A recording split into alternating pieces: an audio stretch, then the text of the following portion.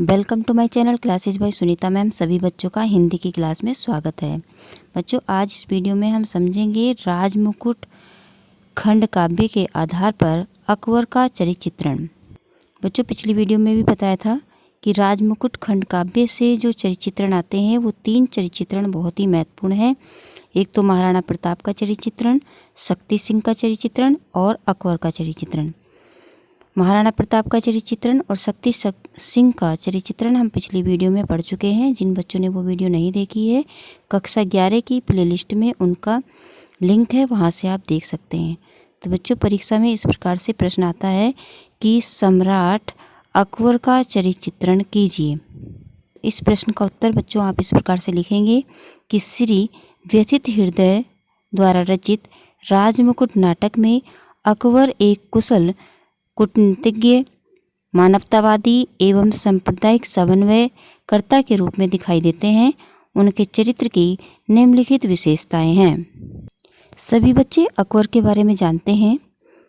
अकबर का विवाह मानसिंह की बुआ जोधाबाई से हुआ था और अकबर एक राजनीतिक दृष्टि से कुशल शासक हैं। उसके पास विशाल सेना है। वह विदेशी होते हुए भी भारतीयों पर अपना प्रभाव छोड़ने और उन्हें अपने पक्ष में करने में सफल रहा है। अपनी शक्ति का विस्तार करने के उद्देश्य से ही उसने राजपूत घरानों से वैवाहिक संबंध स्थापित किए, जिससे उसे कई राजपूत शासकों का समर्थन प्राप्त हुआ। मानसिंह की बुआ जोधाबाई उसकी पटरानी है। जोधाबाई के कारण ही उसे मानसिंह का समर्थन मिला और उसके प्रति राजपूतों का विरोध कम हुआ। वह अवसर पाकर शक्ति सिंह को अपने पक्ष में कर लेता है। इस प्रकार अकबर एक कुशल राजनीतिज्ञ है। और इन सब बातों से पता चलता है बच्चों कि जो अकबर है उसके चरित्र की एक बहुत महत्वपूर्ण जो विशेषता है वो है कुशल राजनीतिज्ञ। अकबर के चरित्र में दूसरी विशेषता आती है धार्मिक सहिष्णुता का परिचायक। अकबर ने इस्लाम धर्म का परित्याग करके एक ऐसा धर्म प्रचलित किया जो उदार एवं समान व्यवहार पर आधारित था। उसके द्वारा चलाए गए धर्म का नाम था दीन है इलाही। उसकी नीति धर्म पर समन्वय की नीति थी। अकबर ने हिंदू और मुस्लिम दोनों को एक दूसरे के निकट लाने का भरपूर प्रयास किया।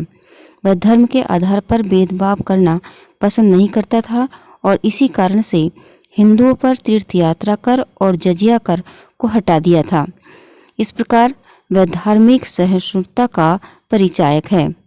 इस प्रकार बच्चों पता चलता है कि जो अकबर है वो धार्मिक सहिष्णुता का परिचायक है, क्योंकि अकबर ने कट्टर इस्लाम धर्म का परित्याग किया और एक ऐसा धर्म प्रचलित किया जो उदार एवं समान व्यवहार पर आधारित था। उसने एक दीन ए इलाही धर्म चलाया जो हिंदू और मुस्लिम को एक करने के लिए उसने चलाया था और अकबर ने ही हिंदुओं पर तीर्थ यात्रा कर और जजिया कर को हटा दिया था। इस प्रकार बच्चों पता चलता है कि वह धार्मिक सहिष्णुता का परिचायक था। अकबर के चरित्र की तीसरी विशेषता है भारत एवं भारतीयता के प्रति प्रेम। अकबर को भारत देश से बहुत प्रेम है। अकबर जब संधि करने के उद्देश्य से महाराणा के पास सन्यासी वेश में जाता है तो वह महाराणा के अतिथि प्रेम, देशभक्ति और स्वाधीनता प्रेम को देखकर बहुत अधिक प्रभावित हो जाता है और महाराणा के प्रताप की बहुत ही सराहना करता है। वह महाराणा प्रताप से कहता है, बच्चों ये जो अकबर है ये भारत से बहुत अधिक प्रेम करता है। और अकबर जब संधि करने के उद्देश्य से महाराणा के पास जाता है तो देखिए उसकी अतिथि सत्कार से इतना प्रभावित हो जाता है, उसकी देशभक्ति को देख करके इतना प्रभावित होता है कि वो वचन लेता है और महाराणा प्रताप से कहता है कि महाराजा, मैं प्रतिज्ञा करता हूँ कि आपके देश की स्वतंत्रता का अपहरण न करूँगा। मैं इस देश का नागरिक, इस देश की संतति बनकर ही रहूँगा। आज से महाराणा भारत माँ को मेरी माँ है। वो कहता है कि आज से महाराणा जी ये जो भारत माँ है वो मेरी माँ है और इस देश के निवासी मेरे भाई हैं। हम सब भाई भाई हैं महाराणा, हम सब एक हैं।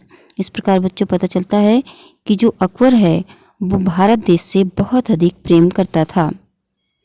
और अंत में बच्चों कहा जा सकता है कि इस प्रकार इस नाटक में भारत के प्रति प्रेम को दिखाना ही राजमुकुट नाटक की विलक्षणता रही है।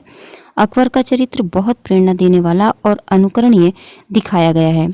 अकबर का चरित्र एक आदर्श शासक एवं मानवतावादी भावनाओं से ओतप्रोत व्यक्ति की छवि साकार करता है। अकबर के चरित्र में कुशल राजनीतिज्ञ, धार्मिक सहिष्णुता, भारत के प्रति प्रेम सभी गुण दिखाने का रचनाकार ने पूरा प्रयास किया है। बच्चों पिछली बार भी हमने बताया था कि जो राजमुकुट खंड काव्य से 3 चरिचित्रण बहुत ही महत्वपूर्ण है। एक तो अकबर का चरिचित्रण, शक्ति सिंह का चरिचित्रण और महाराणा प्रताप का चरिचित्रण। जो बच्चे कक्षा 11 में हैं और इस वर्ष परीक्षा देने वाले हैं वह बच्चे तीनों ही चरिचित्रण को अच्छी तरह से याद कर लें। और आज इस वीडियो में हमने अकबर का चरिचित्रण समझा। मुझे आशा है कि आप सबको ये अकबर का चरिचित्रण अच्छी तरह से समझ में आ गया होगा। बच्चों वीडियो को रोक करके आप इसे कॉपी पर नोट कर लें और किसी के भी चरिचित्रण को याद करने का सबसे अच्छा सरल तरीका है कि उसके हेडिंग को याद कर लें और हेडिंग को याद करके उसके वीडियो को देख करके उसमें समझ लें कि वीडियो में क्या बताया गया है और खुद उन हेडिंग के अंदर आप लिख दें। तो बच्चों इस प्रकार आप अच्छे अंक भी प्राप्त करेंगे। मुझे आशा है कि आप सब को ये अकबर का चरिचित्रण अच्छी तरह से समझ में आ गया होगा। अगर आ गया है तो वीडियो को लाइक करिए और जो बच्चे चैनल पर नए हैं चैनल को सब्सक्राइब करिए और साथ में जो घंटी है उसको भी प्रेस करिए ताकि अगली वीडियो का नोटिफिकेशन सबके पास आपके पास सबसे पहले पहुंच जाए। धन्यवाद।